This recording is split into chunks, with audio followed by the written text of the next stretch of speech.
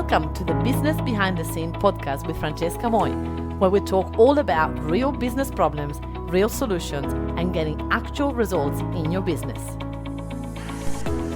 Hello. Welcome to episode number 141 of this podcast, Business Behind the Scene.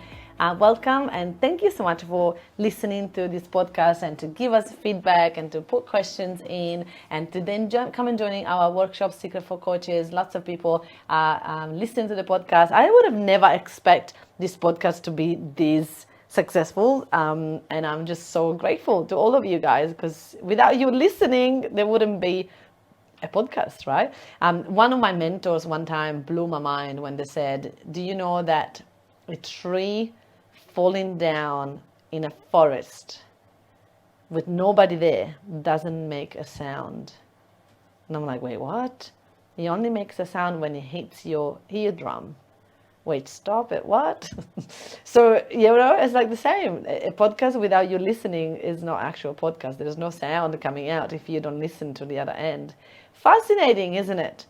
So, very interesting how today I want to talk about something that it has been in my podcast lately more because I'm getting more and more questions, and because we started a virtual assistant agency back in April, and we proudly already have 25 clients in our agency, which I am super excited. We previously have trained and passed on over 200 virtual assistants for our clients, and now we've started the agency. So 25, it's super exciting, being that we just started in April. So imagine if you just start a business, so you get 25 clients. Like, how good is that?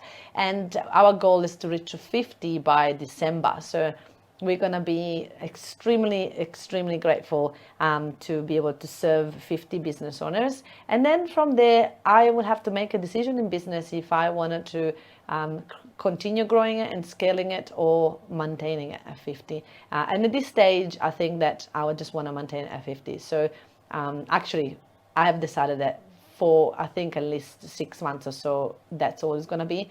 So we have only 25 more spots to get a virtual assistant, just so you know. So if you do want to get a virtual assistant from us, at the moment we only have 25 spots left. How good, like a countdown starts, right? Before, when we first started, it was like, oh, we need 50 clients. It takes, it's going to take a while. There's no scarcity. But now it's like things get serious. We only want 50 clients, so 25 more to go. Let's go. Let's do it. So if you've been on the fence and thinking about it, just jump in and let us know straight away so that we can serve you and find the right virtual assistant for you, which is really cool. All right, so today we want to answer some of the questions on virtual assistant. And I wanted to tell you that we've been watching these 25 clients working with our virtual assistant, and we're seeing ways that business owners delegate to the virtual assistant, and it's just like, oh no, they're never going to get it that way. Like some ways of delegating to virtual assistant, even if I was the virtual assistant, I've been in business for 7 years, and you would think that I could jump in any business and more or less work my way around it, right, and do any task. No, it's impossible, right? I need training. I was asking one of my team here in Australia, I was like, you're qualified, you got a business degree, you got all of these things. If I didn't delegate to you properly, I will set you up for failure. You would be failing every day, and you were feeling not good enough about yourself. So no, we don't want to do that. We definitely don't want to do that. So anyway, it's fascinating how many business owners don't know how to delegate. So stop doing these things when you delegate to your virtual assistant, and you should be fine.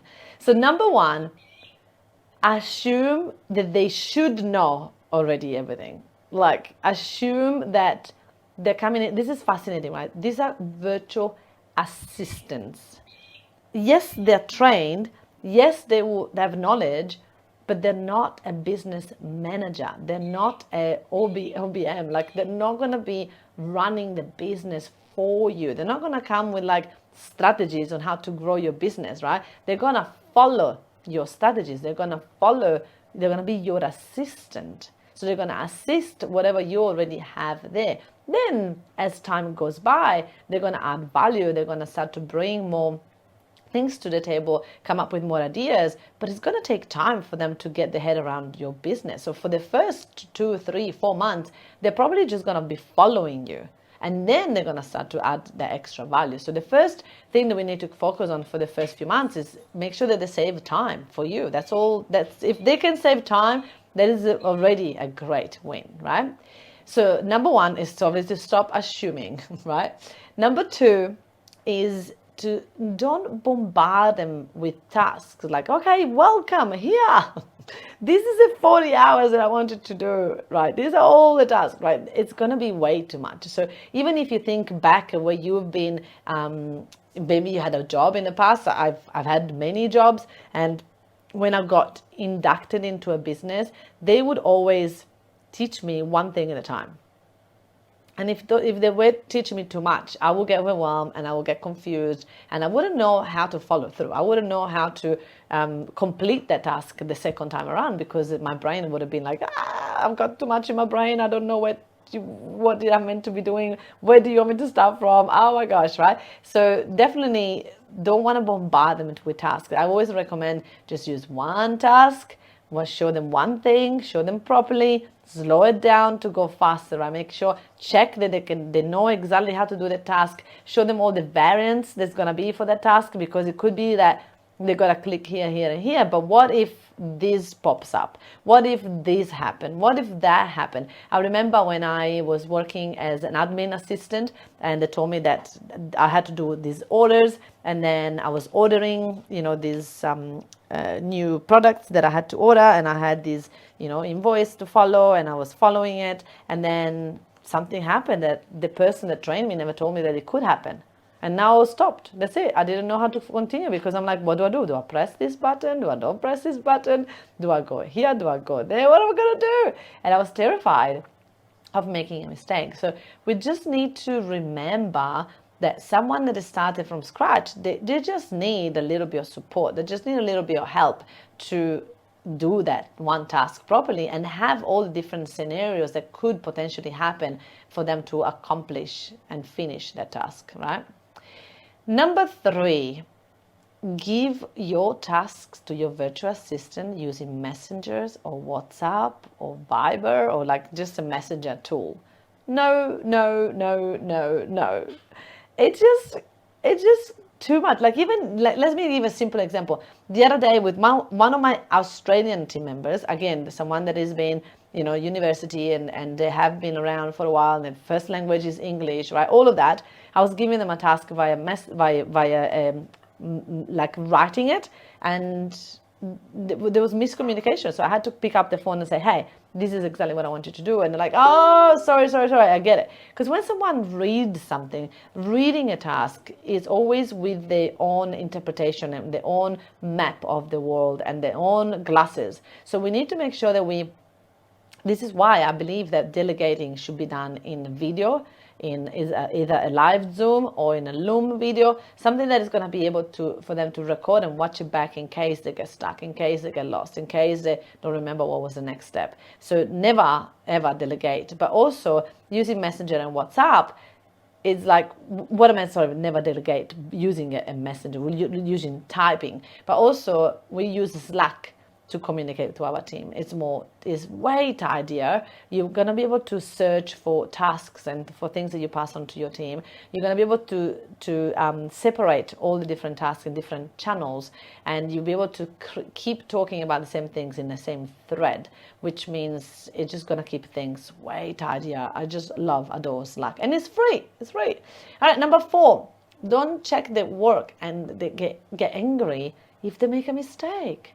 It's like assuming that you show them the task once and they should just do it. No. We need to, again, show them the task, get them to, create a procedure from that task that we have shown them how to do it. So when I say show them, it means not just say, you should click here and here. You actually do one. So for example, if you want to teach someone how to put an order for jackets, you're going to go, okay, so this is what would happen. You will get an email with this order. You will have to save the order. So we're going to do it. We're going to save this order in Dropbox, and you save it inside of this file here, and we name it this way.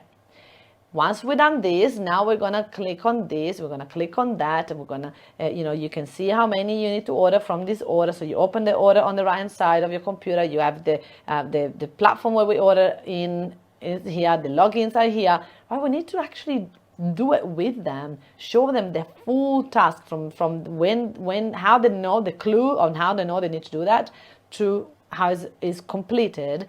And we need to show them, get them to record, watch the recording back, create a procedure. From there, we need to watch them follow the procedure. And if they make any mistakes, we need to tweak the procedures. And then we keep doing the same thing until they got it right. When they got it right, this is one task delegated. Until then, it's not delegated. It means you're just throwing things at someone, right? Make sure. So getting angry about a mistake is something that I also don't really agree with, because what's the point? Once you get angry, what, they're going to do it better? Like once they get angry, then what? They're going to trust you more? Like, no, you're going to just put pressure and you're going to, create a barrier between the two of you. So my rule is never get angry with my team, never get frustrated with my team, and just speak, just talk, just communicate and go like, hey, I'm not sure what it looks like here. I'm not sure what to do there. I'm not sure why you did this, but let's jump on a call and let's talk about it. Never get angry. It's usually when they make a mistake, it's usually start from us. It's usually our fault. Tiny bit, right? Yeah. Number 5, find the mistake of your virtual assistant and fix it, because it's faster if I just do it. No, right?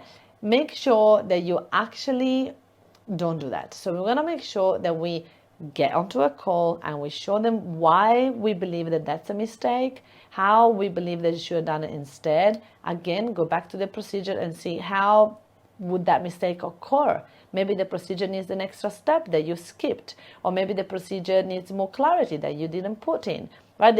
It's always from the procedure. Like, it's not that they made a mistake because they feel like making a mistake, or it could be that they didn't follow the procedure properly because they thought that by now they knew it, and that's fair point. So we need to make sure, no, please continue using the procedure until you have not made a mistake for 10 times. And when you have not made a mistake for 10 times following the procedure, then we can try.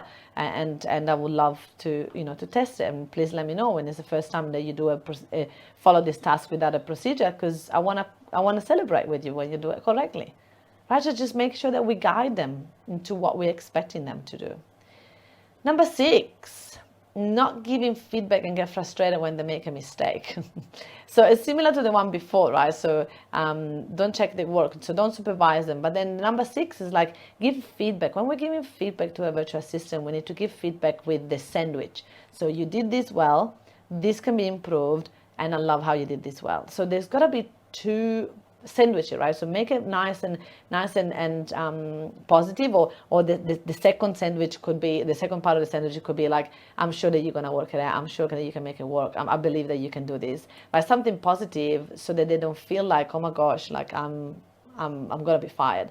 A lot of virtual assistants, they've got this fear of being in trouble and this fear of getting fired, and we just need to make sure that we calm that fear down. We make sure that we make them feel like, no, you're not going to get fired, you're not going to get in trouble. I just want to give you some feedback so that you can improve, so that we can work long term together. And so always have that intention of coaching them and training them and upskill them, because these people are going to be with you forever. Like my virtual assistant has been with me for 7 years, and they are now the rock of my business. Without them, I will probably be lost. And so I want to spend time with them. I want to nurture them. I want to teach them. I want to give them a feedback. I want to appreciate them, because the more I do that, the more they're going to bring value to my business, right? And last but not least, number 7, share your next 5-year vision with your VA without a clear instruction of what's the next step for them. So yes, you want to share the vision. That is beautiful. But then we've got to break it down into smaller chunks and milestones, so that the virtual assistant understands exactly, what do I need to focus on the next week? Yes, we want to get there, but right now, what do you need from me? What do I need to do now? And again, you are the leader. You should be the one leading this conversation. You should be the one make sure that the virtual assistant is clear on what are the expectations and what are the things that you want them to focus on right now. One of the biggest things that I train the virtual assistant on is in priority. A lot of the time, virtual assistants want to please us, so they try to do everything and they get overwhelmed. So I always want to make sure that my virtual assistant understands priority. Is this a priority? And it's not. And until they understand our priority is in our business, we need to tell them. What are you working on today? I work on this and this and that. Okay, please prioritize this first, and then you can do the rest. Or, oh yeah, no, this one is not as important. I actually have something else that I wanted you to do for me today, please. And you just make sure that you always are on top of what they're working on every day, so that you can actually guide them on what's the most priority, what's the most important to do today.